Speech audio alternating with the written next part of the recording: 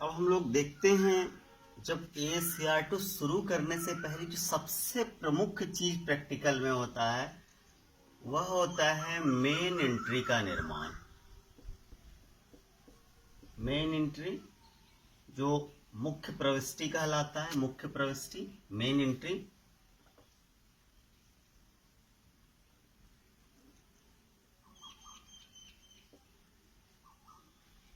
देखिए main entry के ASCR2 में कुल हमने पहले भी बताया 8 तत्व होते हैं, 8 एलिमेंट होते हैं मेन एंट्री के। हम लोग पहले देखते हैं कि ये एक जो कंस्ट्रक्शन मैंने बनाया है इसको देखिए, कैटलॉग कार्ड में हमने क्या क्या चीज लिखा है उसे समझते हैं। पहला है हेडिंग सेक्शन। हमने भी जस्ट बात किया कि हेडिंग के लिए क्या क्या होता है। जैसे अगर सिंगल ऑथर है, 2 ऑथर है, 3 ऑथर है या मोर देन 3 ऑथर है, ऐसे केस में क्या होता है, हम लोग हेडिंग के लिए ऑथर, फर्स्ट ऑथर का चयन करते हैं। वहीं अगर एडिटेड बुक है, मोर देन 3 ऑथर है, 4, तो वैसे में टाइटल से हम लोग जाते हैं। फिर टाइटल सेक्शन होता है। टाइटल सेक्शन में क्या क्या चीजें आती है। पहला कंपोनेंट हेडिंग सेक्शन हो गया। दूसरा जो है, पहला मानते हैं हम लोग इसको, पहला दूसरा सेक्शन क्या हो गया, टाइटल सेक्शन। तो दूसरा सेक्शन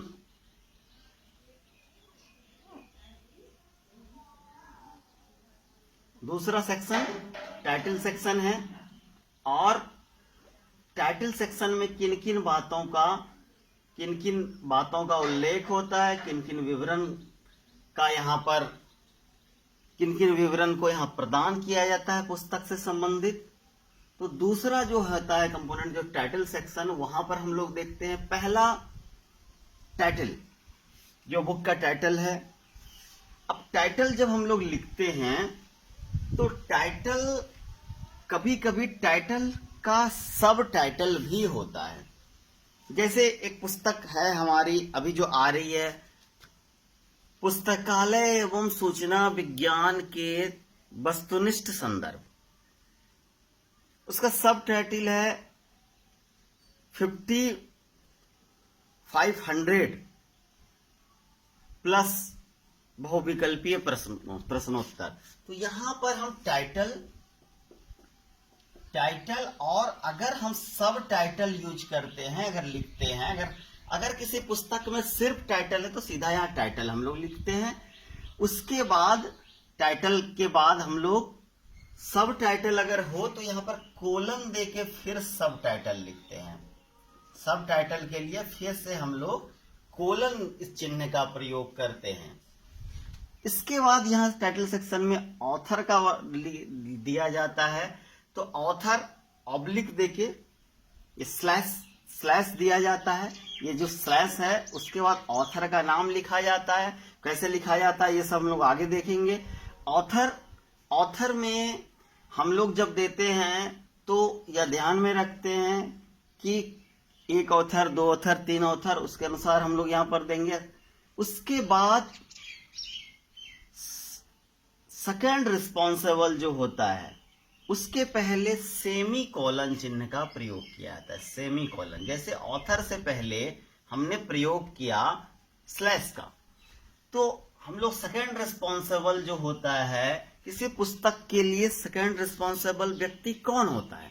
जैसे कोई पुस्तक है वो हिंदी में लिखी गई, किसी को उसने अंग्रेजी में ट्रांसलेट कर दिया, वह पुस्तक में ऑथर फर्स्ट रिस्पॉन्सिबल हो गया और जिसने ट्रांसलेट किया वह क्या हो गया, सेकंड रिस्पॉन्सिबल हो गया। उसी तरह कभी कोई चित्रात्मक किताब है, इलस्ट्रेशन वर्क किया गया है, उसमें फिगर बनाया गया, चित्र बनाया गया, लेखक चित्रकार तो होता नहीं, चित्र जिसने बनाया, संपादन इलस्ट्रेशन जिसने किया, एडिटिंग वर्क उसमें किसी ने किया। तो ऐसे व्यक्ति जो लेखक के अलावा जिसने भी उस पुस्तक के निर्माण में योगदान दिया है उसे सेकंड रिस्पॉन्सिबल पर्सन माना जाता है। बोला जाता है, और वो सेकेंड रिस्पॉन्सिबल पर्सन की इसके बाद जब ऑथर के बाद वर्णन होता है उससे पहले सेमी कॉलन चिन्ह का प्रयोग किया जाता है। इसके बाद डॉट डैश देके एडिशन, बुक किस एडिशन का है। पहला एडिशन कोई जानकारी देना उसका उतना महत्वपूर्ण नहीं होता है, तो एडिशन अगर सेकंड है, थर्ड है, फोर्थ है, फिफ्थ है, तो उसके बारे में लिखा जाता है। उसके पहले चिन्ह का प्रयोग किया जाता है डॉट डैश। फिर place of the publication, publication का जो प्लेस है उसके भी पहले यूज किया जाता है डॉट डैश, डॉट डैश। हम लोग जब पुस्तक देखते हैं, हम लोगों ने देखा था इससे पहले जस्ट अभी हम लोगों ने देखा कि टाइटल पेज में नीचे पब्लिकेशन उसका प्लेस होता है। अगर प्लेस नहीं हो तो वहां पर हम लोग साइन लोको का प्रयोग करते हैं। वहां पर साइन लोको एक लैटिन फ्रेज है जिसका अर्थ होता है स्थान के बिना।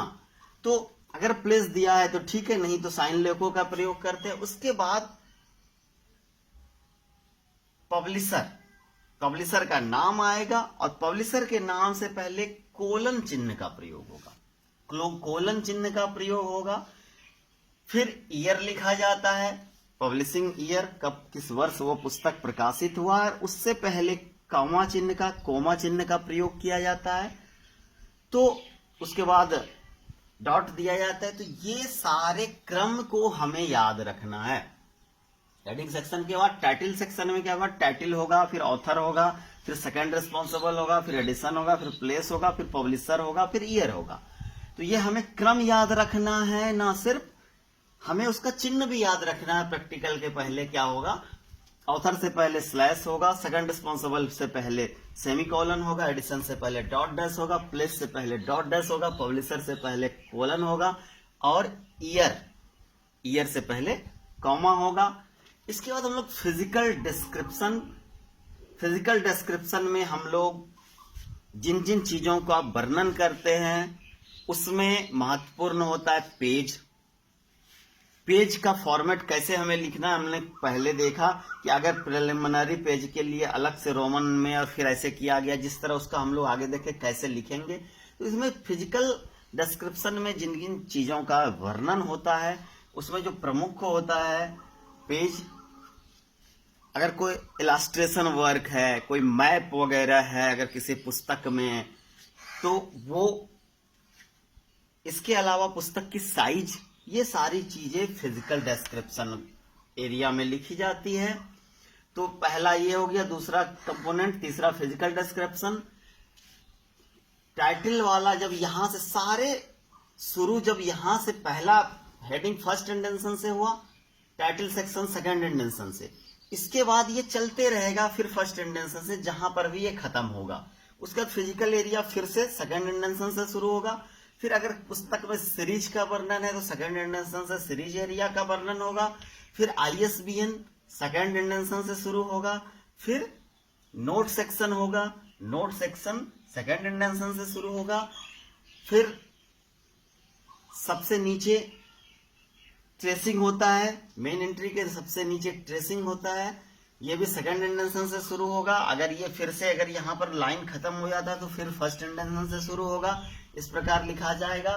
और कॉल नंबर को फर्स्ट इंटेंशन से पहले और लीडिंग लाइन, हेडिंग लाइन जो होता है इसके ऊपर लिखा जाता है। मैंने ये जो लिखा है, अब देखिए, 1 heading section, 2 title section, 3 physical description, 4 series, 5 ISBN, 6 note, 7 tracing section और 8 कॉल नंबर। तो हम लोग ऐसे देखते हैं यहां पर 1 हेडिंग सेक्शन, 2 टाइटल सेक्शन, 3 हो गया फिजिकल, 4 सीरीज, 5 हो गया ISBN, 6 हो गया नोट, 7 हो गया ट्रेसिंग और 8वां क्या हो गया, कॉल नंबर। ये 8 कंपोनेंट होते हैं AACR2 मेन एंट्री के। अब यहां पर बात है एक्सेशन नंबर की। मैंने रेड से इसलिए लिखा है क्योंकि AACR2 में एक्सेशन नंबर लिखने का उसके कंपोनेंट में कहीं वर्णन नहीं है, कहीं प्रावधान नहीं है। हम लोग जो कैटलॉगिंग में जो ASCR2 में जो हम लोग कैटलॉगिंग करते हैं, इसमें से एक्सेशन नंबर को हम लोग जो लिखते हैं वह सामान्यतः चौथे लाइन में लिखा जाता है। मान लीजिए एक लाइन हो गया, 2 लाइन हो गया, 3 लाइन, तो ये एक्सेशन नंबर ये जो लिखा जाएगा यह सामान्यतः चौथे लाइन में हम लोग इसको लिखेंगे। सामान्यतः यह चौथे लाइन में लिखा जाता है। हालांकि एक्सेशन नंबर इस 8 कंपोनेंट का पार्ट नहीं है। और अगर आपने मेन एंट्री के इस स्ट्रक्चर को समझ लिया, आपने इसके क्रम को समझ लिया, आपने अगर इससे पहले यूज होने वाला जो चिन्ह है, जो उसका प्रयोग, उसको याद कर लिया कि किसके पहले क्या चिन्ह समझ लिया, तो आपने ASCR2 के कैटलॉगिंग की आधी जंग जीत ली। तो ये ध्यान से आप लोग इसको देखिए, इस 8 कंपोनेंट को, उसमें क्या क्या चिन्ह आता है, कहां कहां पर क्या लिखा जाता है, किस क्रम क्या होता है, क्रम के बाद में उसका चिन्ह का प्रयोग क्या होता है। तो इन सब चीज को आपको याद करना होगा। जब भी कैटलॉगिंग आप करने जाएंगे उससे पहले इसको याद करना आवश्यक है, इसको समझना आवश्यक है।